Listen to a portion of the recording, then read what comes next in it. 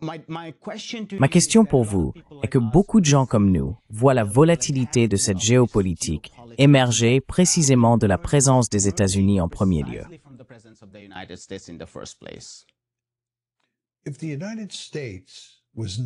Si les États-Unis n'étaient pas présents en Asie de l'Est, cela ne changerait rien à l'intensité du conflit entre l'Inde et la Chine. Il n'y a aucun doute là-dessus. Et c'est la même chose en ce qui concerne Taïwan. Si vous retiriez les États-Unis, les Taïwanais, et je ne suis pas tout à fait d'accord avec vous sur ce point, la majorité des Taïwanais, l'immense majorité des Taïwanais, ne veulent pas faire partie de la Chine. Ils ont développé une identité taïwanaise. Il y a eu des antécédents. Oui. Donc si un référendum avait lieu, les Taïwanais voteraient pour rester indépendants et devenir un État-nation de jure, plutôt qu'une intégration lâche. Ils veulent être un État souverain. Et les Chinois n'acceptent pas cela. Ils considèrent que Taïwan fait partie de la Chine. C'est un territoire sacré. Il y a donc un désaccord fondamental à ce sujet, et cela est indépendant des États-Unis. Et vous savez certainement que les Japonais et les Chinois ont une longue histoire de guerre et de haine réciproque.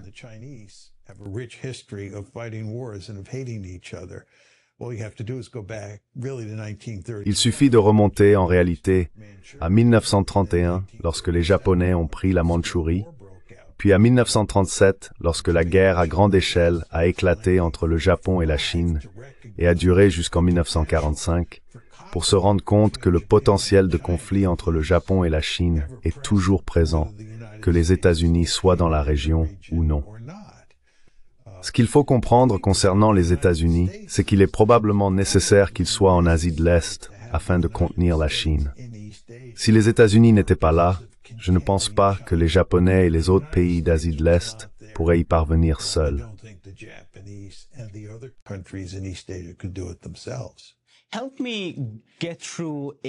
Aidez-moi à suivre une suite d'arguments ici, car au départ nous avons dit que selon votre cadre d'analyse réaliste, il est important de contenir la Chine du point de vue des États-Unis, parce que la montée en puissance de la Chine serait préjudiciable, non seulement en réduisant la puissance des États-Unis, mais aussi pour beaucoup d'autres.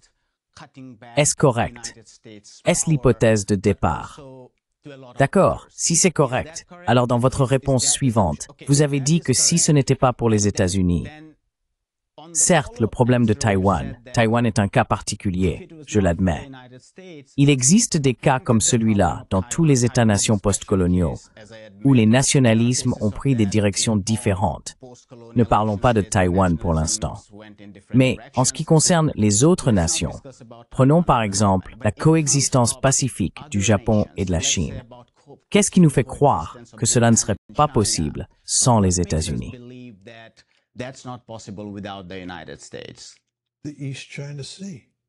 La mer de Chine orientale, mais ce n'est pas les États-Unis. Non, non, au contraire, ce sont les Japonais et les Chinois. Il y a une poignée de rochers, de petites îles, dans la mer de Chine orientale qui sont âprement, je choisis mes mots avec soin ici, âprement disputées par le Japon et par la Chine.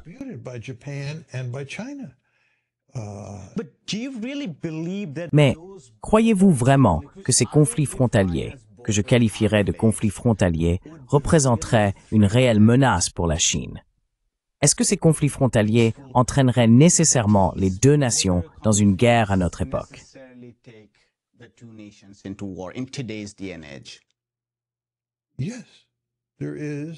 Oui. Il existe une réelle possibilité que si les États-Unis n'étaient pas présents, et même avec leur présence, le Japon et la Chine puissent entrer en conflit au sujet de ce que les Japonais appellent les îles Senkaku et que les Chinois appellent les îles Diaoyu. Non, il ne faut pas sous-estimer le potentiel de problème.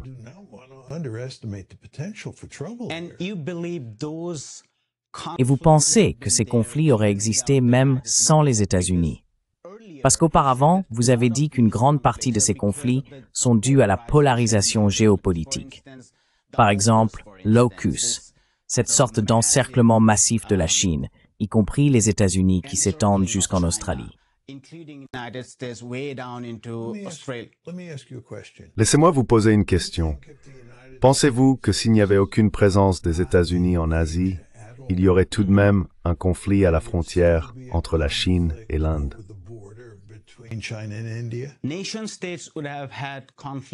Les États-nations auraient eu des conflits concernant les frontières. Mais l'Inde et la Chine, il y a effectivement 4000. Mais laissez-moi nuancer cela. Non, la nuance est importante, car sans les États-Unis, ces conflits auraient été considérés comme des conflits frontaliers.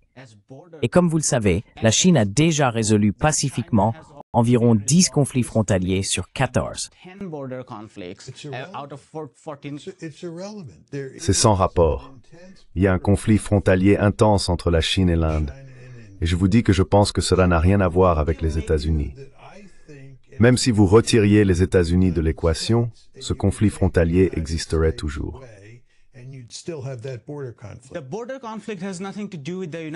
Le conflit frontalier n'a rien à voir avec les États-Unis. Je suis d'accord.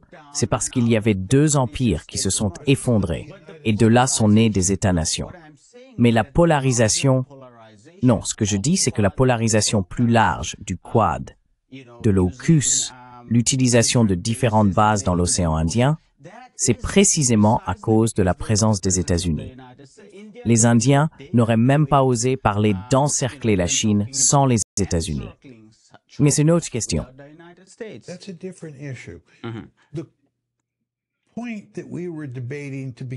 Le point que nous débattions au départ était de savoir si les Japonais et les Chinois seraient en conflit à propos de la mer de Chine orientale, et en particulier à propos de ces petites îles. C'était la question.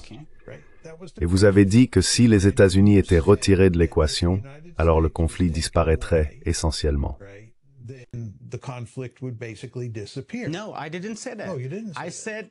Non, je n'ai pas dit cela. Non, tu n'as pas dit cela. J'ai dit que si les États-Unis n'étaient pas présents, en particulier en mer de Chine orientale et en mer de Chine méridionale, alors les conflits auraient été de moindre intensité et limités à des conflits frontaliers, comme nous l'avons vu dans le cas de l'Asie centrale, par exemple.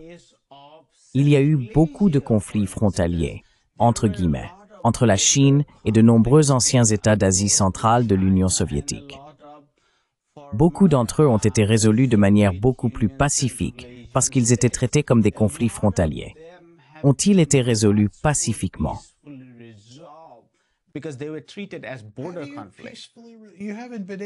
Vous n'avez pas réussi à résoudre pacifiquement le conflit frontalier avec la Chine en Inde. Vous n'avez pas réussi à résoudre pacifiquement le conflit concernant ces îles. C'est essentiellement un jeu à somme nulle. Oui. Mais ce que je vous demande, professeur, c'est si la polarisation aggrave la situation. Par exemple, dans le cas précis de l'Inde et de la Chine, si l'on regarde les années avant 2014, et cela s'est considérablement intensifié depuis 2017 ou 2018, lorsque des soldats chinois et indiens se sont affrontés dans l'Himalaya. Pendant la période intermédiaire avant cela, il y avait une approche beaucoup plus sereine et bien moins nationaliste, une sorte d'avancée hésitante vers la résolution du conflit.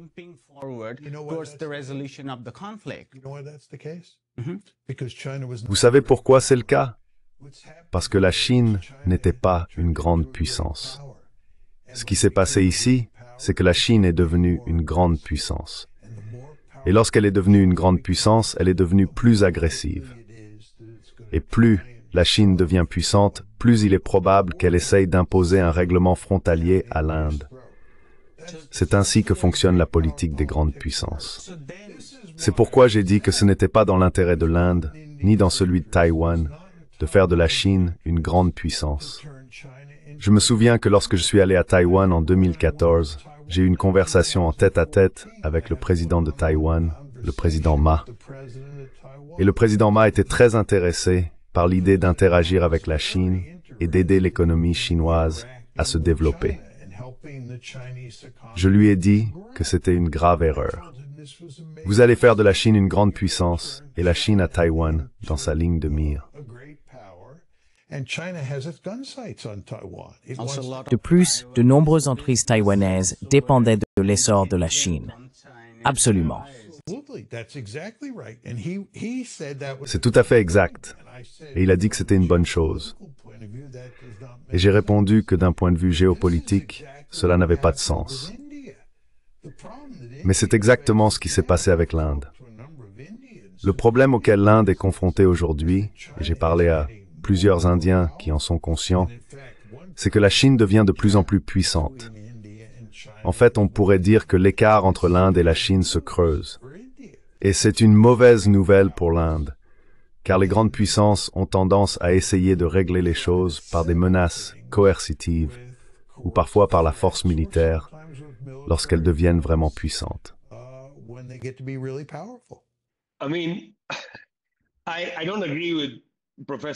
Je ne suis pas du tout d'accord avec le professeur Mierschmer.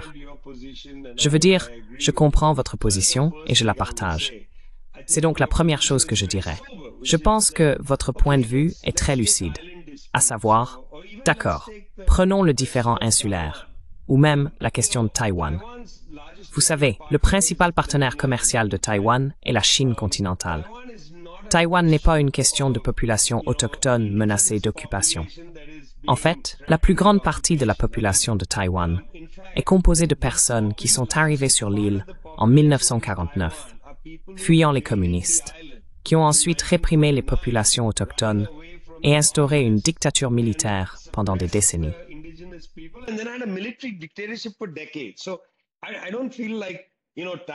Je n'ai pas l'impression, vous savez, que Taïwan soit ce lieu faible que la Chine voudrait envahir dans le cadre d'un projet colonial de peuplement. C'est déjà une île colonisée par des colons, si l'on utilise ces termes, qui ne fonctionne pas très bien dans une région ancienne du monde, où en réalité tout le monde est colonisateur. Je veux dire, si l'on allait dans ce sens, il faudrait demander à la majorité de la population chinoise de se replier quelque part en Asie centrale, vous voyez, puisque les Han venaient d'ailleurs, etc. On ne peut pas remonter le cours de l'histoire. Nous sommes là où nous sommes. Il faut prendre la situation telle qu'elle est. Oui. Bon, alors quels sont les différents frontaliers qui concernent des îles? Beaucoup d'entre eux relèvent du droit de la mer, c'est-à-dire que votre frontière internationale commence au bord de votre pays.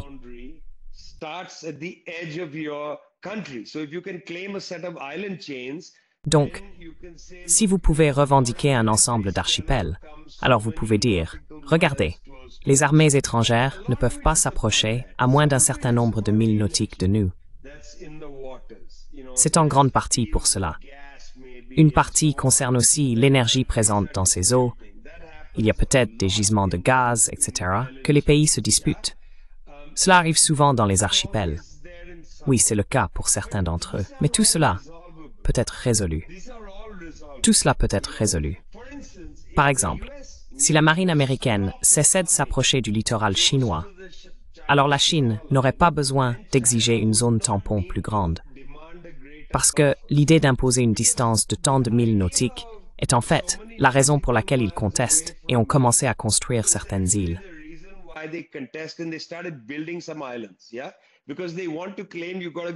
Oui, parce qu'ils veulent affirmer qu'il faut aller plus loin, qu'on ne peut pas s'approcher autant de leur littoral. C'est une menace pour eux.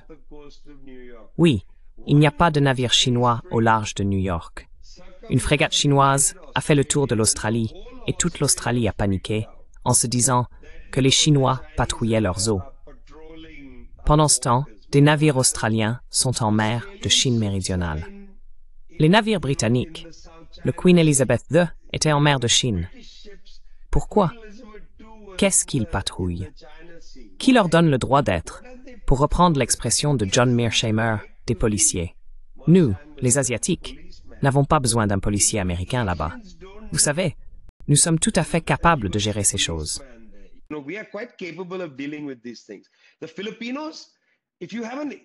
Les Philippins, si vous avez un navire américain là-bas, cela encourage les pays, surtout les petits, à ne pas vouloir résoudre les choses. Ils se disent, eh bien, les États-Unis sont derrière nous. Nous n'avons pas besoin de trouver un accord. Il y a aussi un différend entre la Russie et le Japon au sujet des îles Kuriles. Vous savez, ce sont des problèmes qui peuvent être résolus. Je ne pense pas que nous ayons besoin de surveiller des différends qui peuvent être réglés. Nous devons les résoudre. J'aimerais voir une implication plus grande de l'ONU dans ce domaine, et moins des États-Unis. Si quelqu'un doit s'impliquer davantage, c'est l'ONU, en utilisant le traité sur le droit de la mer et d'autres traités, pour essayer de résoudre certains de ces différends. D'accord, l'Inde et le Pakistan, nous n'avons pas besoin que les États-Unis interviennent en tant que tiers. Ce n'est pas nécessaire. D'accord, il ne s'agit même pas de la frontière.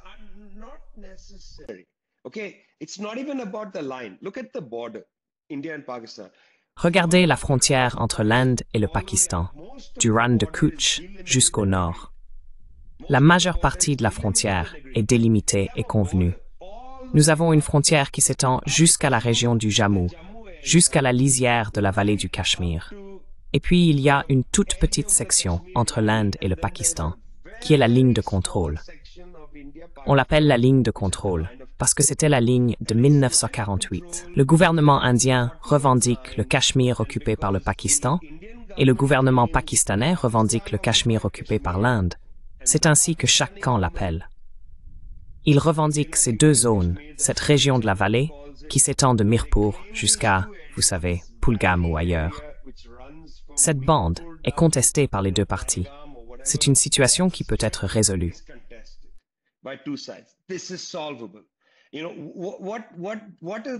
Vous savez, quelles sont les trois possibilités?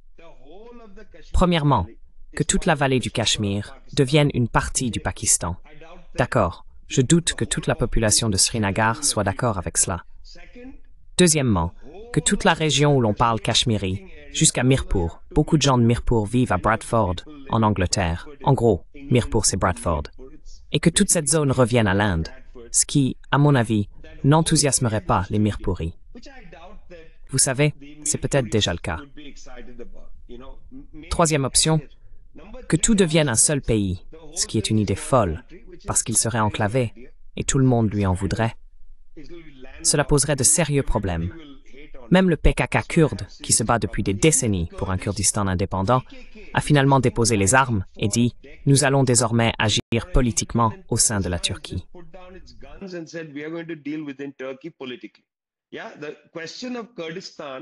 Oui, la question du Kurdistan a en quelque sorte été abandonnée par le PKK cette semaine. Alors pourquoi parlons-nous de créer un petit État au sommet de l'Hindu Kush? Ce ne sera pas un État viable. D'accord, l'Inde sera en colère, le Pakistan sera en colère. Qui va aider au développement social de la région? On pourrait alors avancer un quatrième argument, qui est sur la table depuis des années, le statut de condominium. Les deux parties auraient une sorte de contrôle partagé. Cela fonctionne rarement. Les condominiums fonctionnent rarement. Honnêtement, mon sentiment est que la ligne de contrôle soit transformée en frontière et qu'on parte de là pour rendre justice au peuple cachemiri qui vit des deux côtés de la frontière. Je suis Punjabi.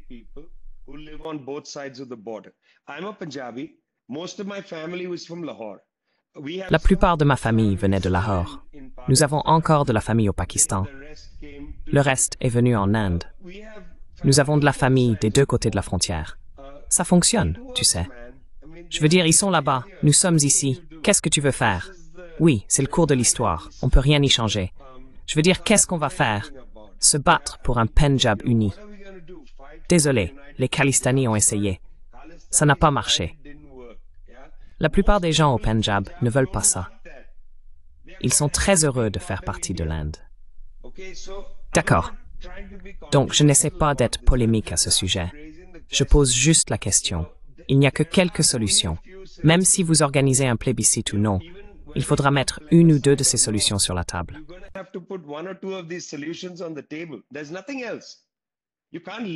Il n'y a rien d'autre. On ne peut pas extraire le Cachemire et le suspendre au paradis. Il va falloir qu'il reste là. Oui? Donc ce sont les choix qui s'offrent à nous. Quoi d'autre? Donc quand vous posez la question, et vous l'avez très bien posée, et quand Mearsheimer a dit « Eh bien, ces gens ne savent pas résoudre leurs différends en parlant de la police des États-Unis », eh bien, je dirais, professeur Mearsheimer, vous avez des différends dans les Amériques que vous n'avez pas résolus. Vous savez, vous voulez prendre le contrôle du Canada. Vous voulez toujours renverser le gouvernement à Cuba et au Venezuela. Les États-Unis menacent d'envahir le Panama. Je veux dire, vous avez vos propres problèmes. Occupez-vous-en. Arrêtez d'envoyer la marine en Asie. Deal with them. Stop sending the Navy to Asia. Bonjour, je m'appelle Ayushman. Avec Jyotishman, nous avons lancé cette plateforme. Depuis 2 ans, nous essayons de créer du contenu pour les forces de gauche et progressistes. Jusqu'à présent, nous avons interviewé des économistes, des historiens, des commentateurs politiques et des militants. Si vous avez apprécié notre contenu et souhaitez que nous construisions une archive pour la gauche, j'ai 2 demandes à vous faire. Merci d'envisager de faire un don à cette cause. Le lien se trouve dans la description ci-dessous. Si vous ne pouvez pas le faire, ne soyez pas triste. Vous pouvez toujours aimer et partager nos vidéos avec vos camarades. Enfin, n'oubliez pas d'appuyer sur le bouton d'abonnement. Don't forget to hit the subscribe button.